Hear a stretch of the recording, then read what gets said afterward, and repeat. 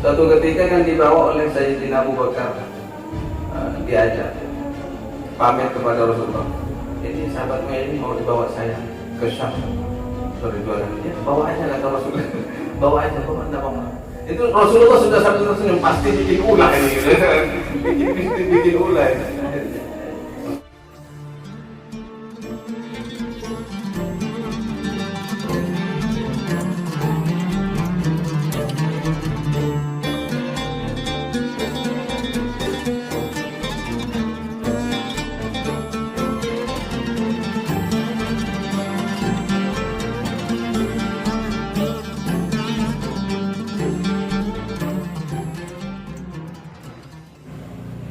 Wa'adathu dunia, dan Allah akan memberi kepada orang yang tujuan ibadahnya itu hanya untuk tujuan akhirat.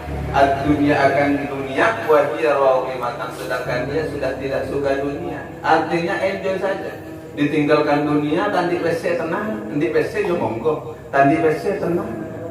Andi rokok ya sedot, tandi rokok ya ngampong, karena loh. Ilmu namain.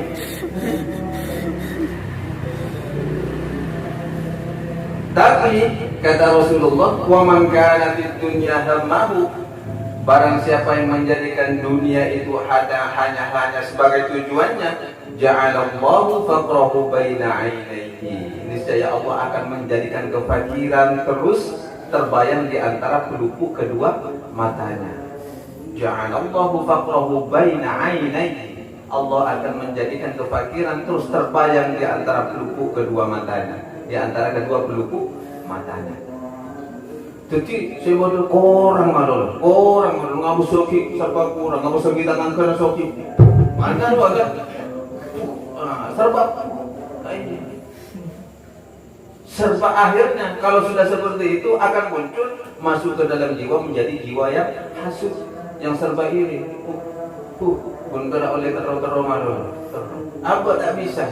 Ketika timbul bisikan-bisikan tidak baik.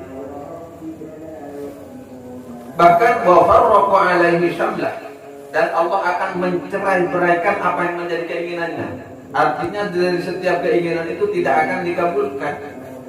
Kalau tadi kan jamaah syamlah ya, Allah akan mengumpulkan setiap apa yang menjadi keinginan, artinya akan mengabulkan. Kalau ada isi Nabi Allah dicuekin, lebur mana dicuekin ya Allah? Tak lebur. Antara dicuekin Allah kalian itu tak sedih. Apa dicuekin temannya saja kalian sedih? Iya, teman akrab contohnya cuek kemudian. Oh, pasti kalian itu menjadi sebuah bentuk introspeksi diri. Salah apa? Salah. Pas ada cuekin Allah, racun kena ditutup, nikmat takepi ditutup, mau apa kalian? Jadi berhati-hati. Dan yang terakhir, walam ya'tihi minad dunya illa ma qaddara lahu, dan tidak akan diberikan kepada orang tersebut, orang yang hanya menjadi dunia sebagai tujuannya, tidak akan diberikan kepada orang tersebut urusan dunia illa ma qaddara lahu, kecuali hanya sekedarnya saja. Artinya orang yang tak bersyukur kan tetap diberi oleh Allah kan, ya tapi diberi sekedarnya saja. Dengan mungkin bahasa seukuran wa ma min dabbatin fil ardi illa 'ala Allahi rizquha wa ya'lamu mustaqarraha wa ta'ala. Itu sebagai untuk ya apa ya, formalitas saja, karena bernaudina itunya ya biar ikut sapolina. Beri sapolina. Tapi mau selain-lainnya tak bisa, berteror apa? Tak beri, terornya tak beri. Betina ngarep manolo, tapi untuk orang yang sudah menjadi apa? Tujuannya itu adalah akhirat, semuanya fasilitas diberikan kepada dirinya. Ini yang disebut dengan orang yang ikhlas di dalam mengajar. Jadi tak perlu apa? Tak perlu peduli kepada dunia. Dunia pada akhirnya akan datang sendiri. Jadi makanya anjuran di sini kata Imam Nawawi, adamil mubalati biha wa bi ahliha. Sudah, hilangkan rasa kepedulian kalian itu biha terhadap dunia, wa bi ahliha, jangan terhadap orang yang cinta dunia. Ini di antara sikap seorang muallim. seorang guru harus sikapnya memiliki sikap yang seperti ini. Terus selanjutnya was-sakha'i wal judi wa makarimil akhlak. Was-sakha'i, seorang guru itu seharusnya as-sakha', memiliki sikap yang dermawan, pemurah. Wal judi, ya lampaan juga. Artinya sakha' wal jud ini sama maknanya. Sakhiyun, sakha' itu adalah dermawan, jud itu juga dermawan. Wa makarimil akhlak, dan memiliki akhlak-akhlak yang mulia. Wa talaqatil wajhi min ghairi khurujin ila haddil qala'ah. Wa talaqatil wajhi, seorang guru seharusnya memiliki apa? Talaqatil wajhi, muka yang berseri-seri. Talaqatil wajhi, murah senyum ya. Apa? Ya, berseri-seri. Min ghairi khurujin ila haddil qala'ati, dari tanpa keluar ila haddil khala'ati, dari batasan-batasan yang ditentukan oleh syara. Boleh murah senyum, boleh berseri-seri, tapi min ghairi khurujin ila haddil khala'ah, tak keluar dari batasan syara. Artinya begini, kalau kalian senyum tapi nantinya senyum itu akan membawa fitnah kepada diri kalian, mending tak usah senyum. Kalau kalian memiliki wajah yang berseri-seri, tapi wajah berseri-seri itu akan mengandung fitnah kepada kalian, ini keluar dari syarat namanya. Mending tak usah berseri-seri. Contohnya pas banget ngajar begini, contohnya ya. Ini kan prakteknya tak apa-apa kan? Contohnya ngajar santri putri, iya. Pas dengan senyum itu membawa daya tarik tersendiri, pas sehingga membuat ini urusan hati sudah. Jangan-jangan ustaz suka saya ini, kan begitu kan? Ini senyumnya sudah senyum membawa fitnah. Mentah ya ustaz tanya semur keren atau semar misem, kan bahaya. Iya kan bahaya. Ustaz tak pas ngajar gini, semar misem sama mana? Tidak mau senyum pas membuat orang yang melihatnya terbuai, kan bahaya. Ngerti semar misem ini? Iya semar misem yang ngerti semua bahasa Jawa. Pas ngajar santri putri teman, pas senyum malah kita kan, sehingga membuat santrinya itu memiliki praduga yang bukan-bukan. Oh jangan-jangan ustaz suka saya ini, naksir sama saya kan? Ini sudah khuruj ila haddil qala'ah, keluar dari konsep syariat sudah. Mending kalau begitu bagaimana mengikut? Tak usah senyum, pakaran saja. Iya, pakaran. Berseri-seri makin genteng-genteng, tapi gentengnya akan membawa fitnah, ini bahaya. Sila tak berseri-seri gila kinga malaki na apudur gitu. Iya, mati kan ibu ini. Allah.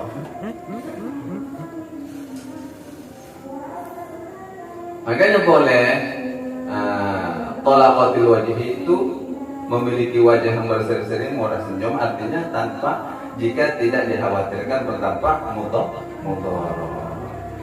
Ya sebaliknya, kalau seorang wanita kan begitu kepada ustaznya, karena mungkin ekspresi seorang murid santri putri kepada ustaznya senyum-senyum begini, ustaznya pas salah paham, pokoknya jangan nakir saya juga ini. Ini tak bagus juga, mending tak usah senyum begitu.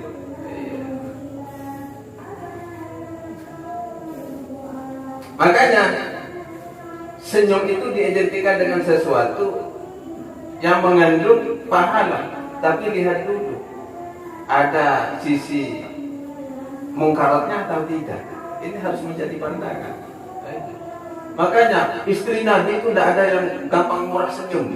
Istri Nabi itu, ya nisa'an Nabi lastunna ka ahadin minan nisa'i in taqaitunna fala takhdha'na bil qawl. Istri Nabi harus tegas, la takhdha'na bil qawl fa yatma'a alladhi fi qalbihi marad wa qulna qawlan ma'ruf. Takut ketemu sama orang yang hatinya itu ada penyakitnya. Kalau istri Nabi lemah lembut, kamu gimana? Kamu dari mana? Akhirnya kalau ada orang yang ada penyakitnya di dalam hati, wah istri Nabi suka saya. Ini bahaya. Itu penegasan dari Allah. Lastunna ka ahadin minan nisa ini tabaitunna fala takhdha'na bil qawl. Maka jangan berlemah lembut, harus tegas. Benar ini jawab. Enggak harus. Tegas ini. Apalagi pun orang dia itu sama sebenarnya. Tegak lelaki nggak rumah dia pas baru mulai tak. Santriwati itu pas, kamu gimana? Kok tidak lancar? Iya, saya cubit itu. Ini bahaya.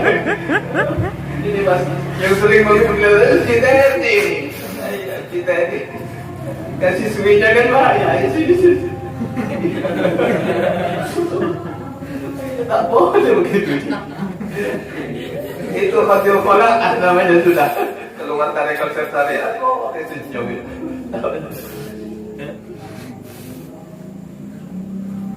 Jadi ya untuk Imam Nawawi kan tegas juga di dalam menjelaskan adab mu'allim. Adab seorang guru tegas Imam Nawawi. Boleh kalian itu memiliki wajah yang berseri-seri, tapi jangan sampai melampaui batas syara. Mangga kau tahu bagikan saya tak beli waktu nak ngajar santri putri lah tak tidak coba engkau karena takut ada tendensi tak jelas keluar dari syariatnya. Untung ini masih jaga pandangan. Terus selanjutnya wal hilim, artinya seorang guru itu harus memiliki, seharusnya bagi guru memiliki sifat al-hilim apa? Pemurah. Artinya pemurah di sini sangat toleran ya, tak anarkis, ya pokoknya toleran. Wasabri, dan memiliki sifat sabar. Wat-tanazzuhi, dan juga harus bagi seorang guru ini mu'allim at-tanazzuh, mensucikan dirinya andani il-iktisabi, dari usaha-usaha yang buruk. Artinya mata pencaharian yang tidak bagus, harus mensucikan dari itu. Wa mulazamatil wara wal khusyu' was sakinah wal waqar wat tawadhu wal khudu' wa mulazamah, dan seorang guru harus senantiasa al wara, memiliki sifat wara. Artinya wara ini senantiasa menjaga bersikap hati-hati. Wara apa wara? Dia hati-hati, menjaga diri dari sesuatu yang syubhat. Wal khusyuk, dan harus memiliki sifat yang khusyuk. Khusyuk ini bisa diidentikan dengan kefokusan. Khusyuk itu namanya. Wasakinah, dan tenang, antang, tak berasa gerusu. Artinya seorang guru itu harus memiliki sikap sakinah, antang, damai, tenang. Perilaku, bagian dari perilaku. Wal waqari, dan juga wibawa. Harus memiliki, artinya kewibawaan seorang guru dari perilakunya. Selain anteng, wibawa. Sehingga ada sebuah ungkapan, diam-diam menghanyutkan. Diam itu sebagai antengnya, waqarnya itu kewibawaan menghanyutkan. Ini pas ibu dulu boleh waktu nih diam-diam menghanyutkan, kadang-kadang ini. Wat tawadhu, dan seorang guru harus memiliki sikap tawadhu, tidak gampang meremehkan. Ini tawadhu namanya. Tawadhu itu tidak gampang meremehkan. Tawadhu ini hubungan antar sesama. Artinya sikap merendahkan diri merendahkan diri kepada yang lainnya. Tawadhu ini namanya. Artinya tidak gampang meremehkan orang lain. Wal khudu', dan memiliki sikap khudu', merendahkan diri juga. Khudu' ini tapi untuk Allah. Kalau tawadhu untuk sesama manusia, kalau khudu' untuk Allah, memiliki sifat khudu'. Artinya dalam setiap harokahnya, geraknya, merasa dipantau oleh Allah Subhanahu wa ta'ala. Ini khudu' namanya. Wajibinabid dhahki, dan harus menghindarkan tertawa terbahak-bahak, menghindari. Wajibinabid dhahki, menghindari tertawa terbahak-bahak. Artinya jangan terlalu sering, jangan tertawa terbahak-bahak. Boleh, tapi langsung ditahan. Cuknya mana manusia, siapa tak terakil aku besar? Gak ada lupa. Yang mana manusia terakil ya. Tapi Rasulullah gara-gara Uyainah itu apa? Iya, sahabat Uyainah yang ngelengi. Iya kan, sampai tertawa Rasulullah itu sampai gigi jarinya kan kelihatan.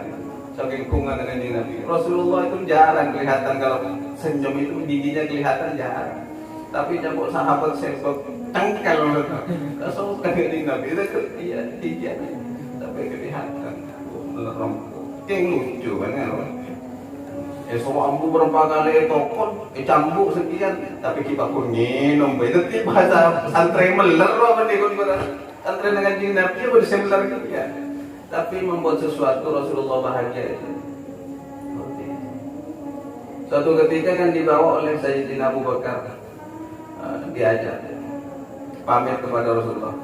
Ini sahabatmu ini mau dibawa saya ke Syam berjualan. Ya bawa aja kata Rasulullah. Bawa aja, bawa enggak apa-apa. Itu Rasulullah sudah sambil tersenyum, pasti bikin ulah ini gitu. bikin ulah ini. Terus ada sahabat lagi, saya lupa namanya. Ada sahabat lagi yang juga dibawa oleh Sayyidina Abu Bakar. Sayyidina Abu Bakar ya anggaplah berbisnis dengan lisan berjualan. Nah yang disuruh jaga barangnya ya si fulan ini yang saya tidak lupa namanya. Lalu ya ini datang. Saya minta makanannya dong. Oh enggak boleh, tunggu saya tidak Bakar dulu, enggak boleh. Kalau kamu enggak kasih saya makanan, saya sudah lapar, enggak bisa nunggu saya tidak Bakar. Kalau enggak, saya bikin ulah sama kamu. Terserah katanya. Yang jelas sahabat ini yang satunya kesimpulan ini tahu kalau bikin ulah ini parah ini. Akhirnya apa? Yang jualan itu si fulan itu dijual sebagai budak sama olehnya. Karena butuh uang buat beli makanan. Akhirnya datang ke tengah pasar, saya punya budak kata Uya ini, saya punya budak, tapi dia cacat. Cacatnya gimana? Kan pedagang budak dulu kan budak kan dijualkan. Iya. Pedagang budak tanya, cacatnya apa? Itu cacatnya tidak bagus. Dia tidak mau ngaku kalau dirinya budak gitu. Dia tidak apa-apa. Saya jual 20 dirham saja sudah. Akhirnya 20 dirham lumayan 20 dirham.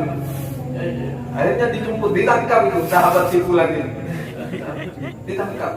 Kamu budak? Saya bukan budak. Iya saya tahu. Kita kamu sudah ya kamu pasti ditangkap kalau kamu budak. Selesai akhirnya dia itu beli makanan ini macam-macam sampai saya tidak Abu Bakar pergi belikan makanan juga ya. Saya tidak Abu Bakar belikan makanan. Akhirnya begitu saya tidak Abu Bakar, sahabat simpulan itu mana? Ya ini dengan sahabat Muaiman. Tinggal sebagai budak. Akhirnya dibawa ke Rasulullah itu. Rasulullah langsung tertawa ya. Dia sudah tebus lagi. Orang merdeka yang ditebus dengan tebusan budak yang di antara sahabat simpulan itu di antara. Nakal kan? Nakal. Tapi bikin Rasulullah tertawa. Itu mengandung kerelaan.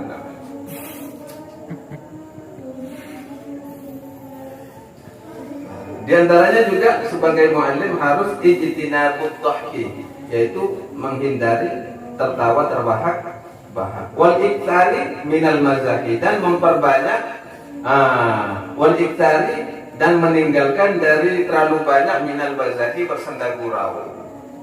Artinya bersenda gurau yang tidak ada manfaatnya. Sama mana pada kiai di mereka main sudur sama mana, ya kan? Kelur. Ini bersenda gurau yang tidak ada manfaatnya. Jangan saya main sudur. Atau main tak-takan sama mana, main petak umpet antara kiai dan santrinya. Ayo main petak umpet. Tapi pernah terjadi itu, pernah terjadi. Ini baru saja wafat. Saya pernah kenal dengan Kiai Takrib namanya, Kiai Takrib di daerah Banyuwangi. Untuk daerah secara khususnya saya rahasiakan, karena itu secara logikanya sudah tak masuk akal.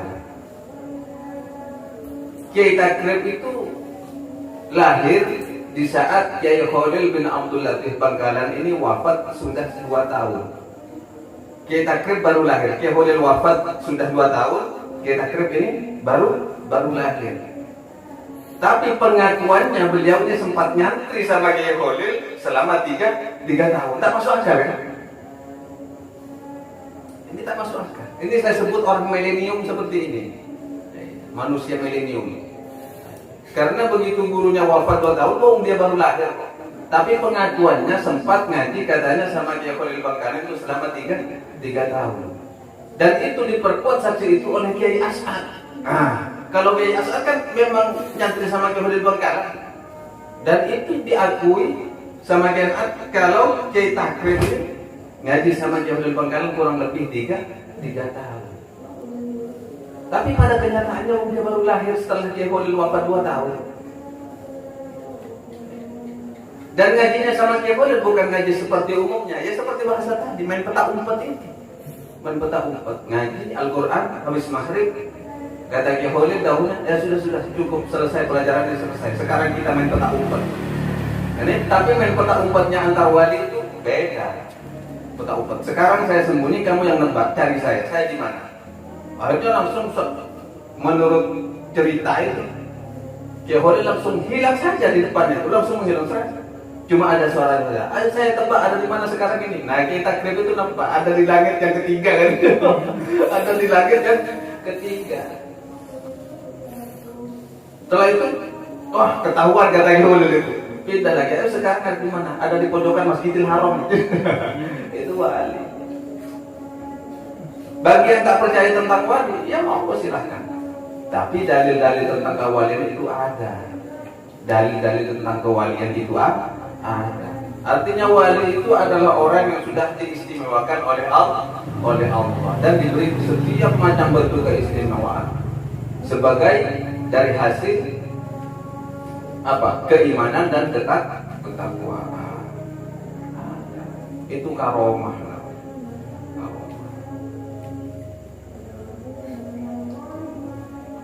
Ya tak tahu putra murid semua atau Haji Teddy sama santri-santrinya yang main sotur. Kecuali kalau Haji Teddy kan guru olahraga, tak masalah ini.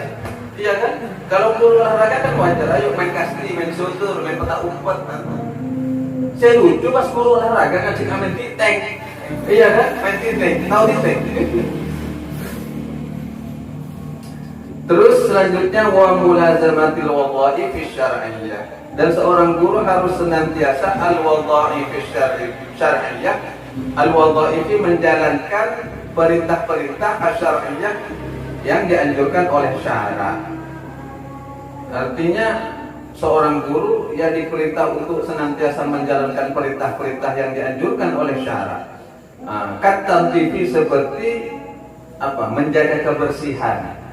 Kat-tanzifi seperti menjaga kebersihan, biizalatil awsakhi dengan menghilangkan kotoran-kotoran, baik kotoran yang ada di pokoknya harus menjaga kebersihan. Ini anjuran syara.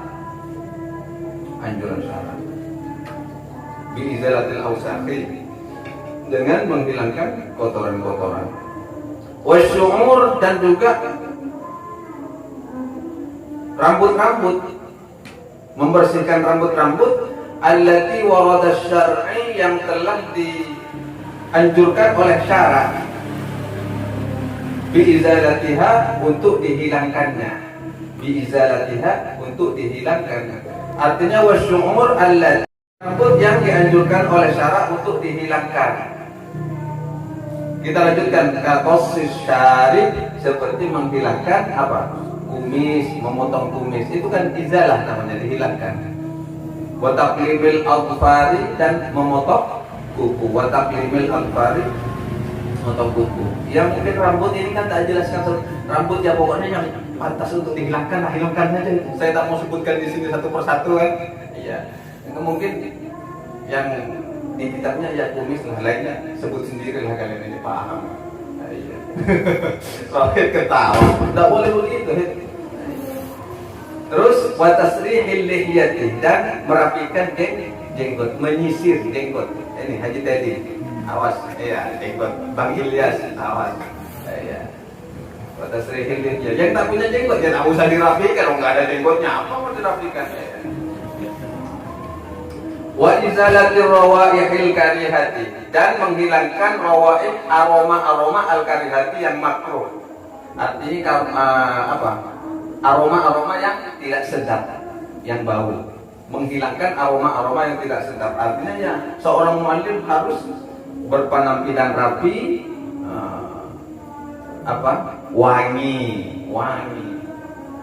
Pas minyak nyong-nyong ini parah lah, minyak nyong-nyong. Allah, minyak nyong-nyong.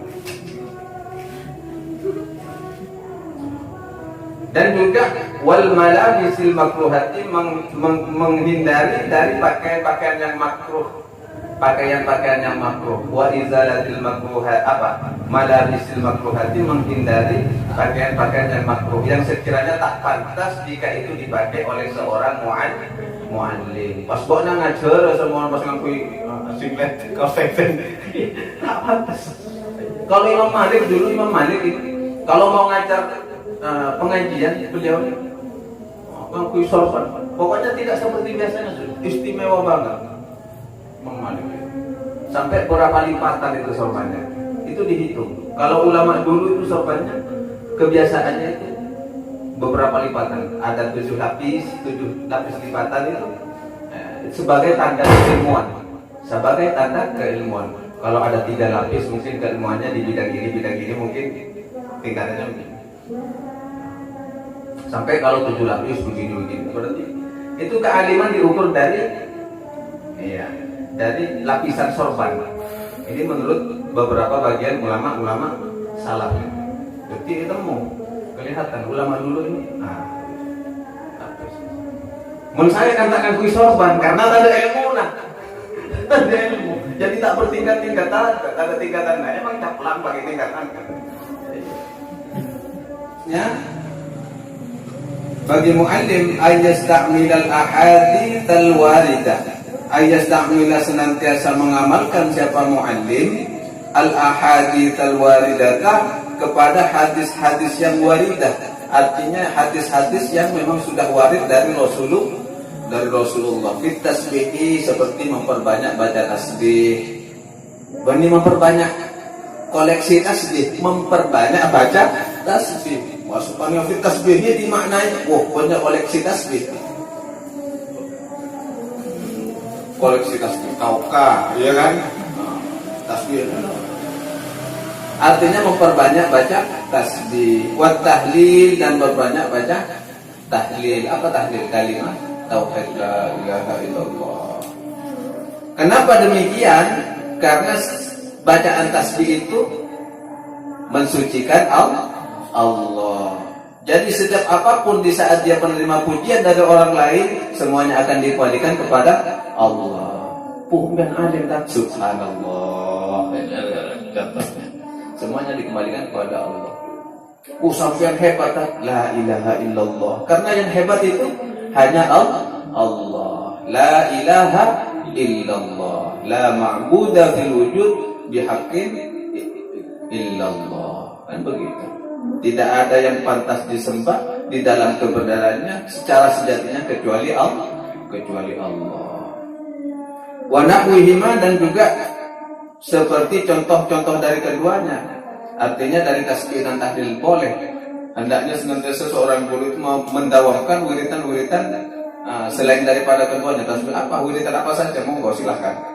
Minal azkari, dari beberapa zikir-zikir, wa da'awati, dan doa-doa. Termasuk hizib. Hizib itu soalnya seperti rotib haddad itu kan doa-doa yang maksud yang diratib oleh Imam Abdullah bin Alawi al-Haddad. Hizib macam-macam, Hizbut Tair, Hizbul Hukama, Hizbul Nasr, macam-macam sudah. Karena di dalamnya terdapat banyak doa-doa yang sering biasa dipakai oleh Rasulullah. Kalau Hizbut Tair kan doanya bagus. Allahumma ya man la tarahul uyun wa la tuqalituhu dunun wa la yusiful wasifun wa la yaqafud dawair wa la tufni al-aqib an wa taqil jibal makil bihar wa adada qadil amtar wa adada warakil asir. Panjang itu. Doanya bagus. Walaupun doa ini awalnya dibaca oleh seorang badui, lalu dibawa ke hadapan Rasulullah, ditasheh Rasulullah, mengiyakan. Ini ungkapannya bagus banget kata Rasulullah, didawamkan. Dan juga wa ayyuraqiballaha ta'ala fi sirrihi wa alaniyatihi wa ayyuraqibah, dan hendaknya seorang muallim, seorang guru, ayyuraqiballaha ta'ala, senantiasa dalam pantauan Allah. Ayyuraqiballah, senantiasa dalam pengawasan Allah subhanahu wa ta'ala. Fi sirrihi, baik di dalam sendirinya, wa alaniyatihi, ataupun di dalam keramaiannya, baik ketibian ataupun bersama-sama. merasa selalu dipantau oleh Allah Subhanahu wa taala. Wa yuhafidhu ala dzalika, dan hendaknya seorang muallim ayyuhafidhu senantiasa menjaga dari sikap ala dzalika yang seperti itu. Harus menjaga mulai dari berakhlak yang bagus, memiliki sikap yang terpuji kan begitu, sampai memiliki dawam zikir-zikir yang khusus yang dicontohkan oleh Rasulullah, dan juga senantiasa merasa dipantau oleh Allah baik di saat sendiri ataupun di saat keramaian. Harus senantiasa merasa seperti itu, menjaga hal-hal yang seperti itu, mendawamkan.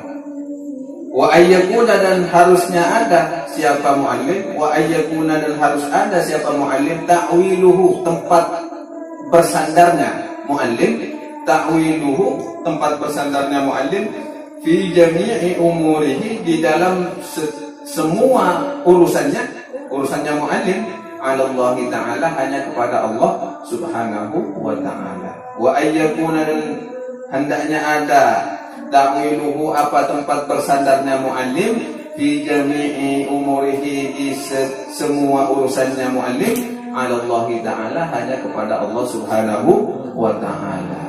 Ini yang perlu diperhatikan, kata Imam An-Nawawi. Jadi biar benar-benar menjadi muallim yang zahiran wa batinan, seorang pengajar yang memiliki kualitas keikhlasan secara lahir dan batin. Semoga kemanfaatan itu juga mengalir kepada kita semua, dan kita bisa melaksanakannya ala hadhihi niyyah wa likulli niyatin salihah bi niyyatil qabul wa tamami kulli sul wa ma'mul bi jahi sayyidil rasul Muhammad sallallahu alaihi wasallam. Al-Fatihah. Bismillahirrahmanirrahim. Alhamdulillahi rabbil alamin arrahmanir rahim maliki yaumiddin. إياك نعبد وإياك نستعين اهدنا الصراط المستقيم صراط الذين أنعمت عليهم غير المغضوب عليهم ولا الضالين آمين. فصل والله أعلم. السلام عليكم ورحمة الله وبركاته. وعليكم السلام.